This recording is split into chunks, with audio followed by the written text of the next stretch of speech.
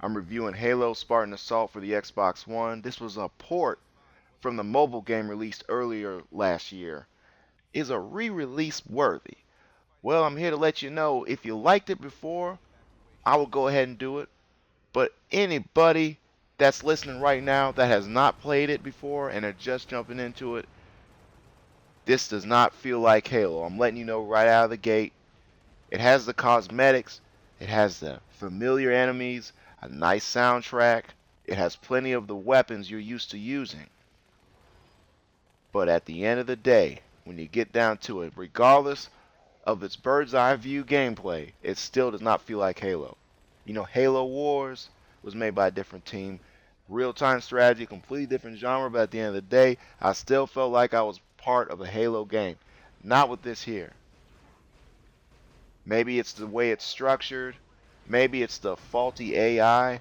Whatever the case may be, I can't sit here and say this is a go-to Halo game for somebody that's been waiting. You run and shoot. You'll defend something for a little bit. You'll wipe out the area of enemies. End of the mission.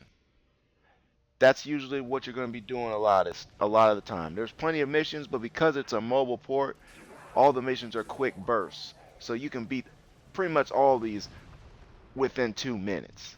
So there's no real feel of immersion, which is what I always liked about Halo. You get immersed into the story, you get invested into the characters. These Spartans that you play as in this, you don't care whether they live or die, to be honest with you.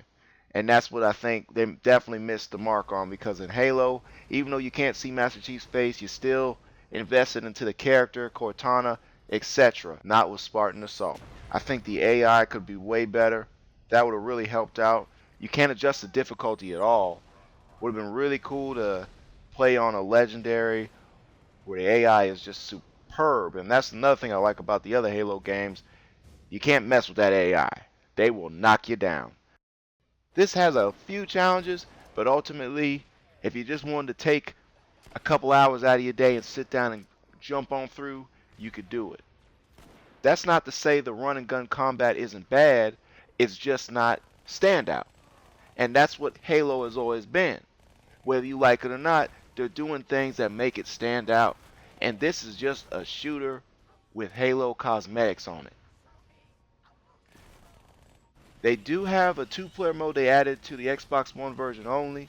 You cannot go through the campaign with another person, which would have really added to this title.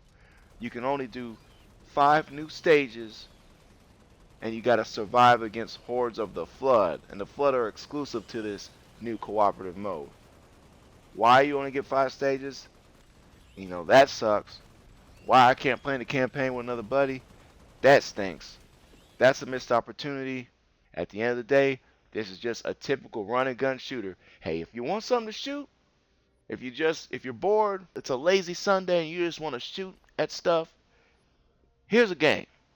But if you want a lot more out of it, look somewhere else. I'm gonna give Halo Spartan Assault 2.5. Like us on Facebook, follow us on Twitter. Out of 5.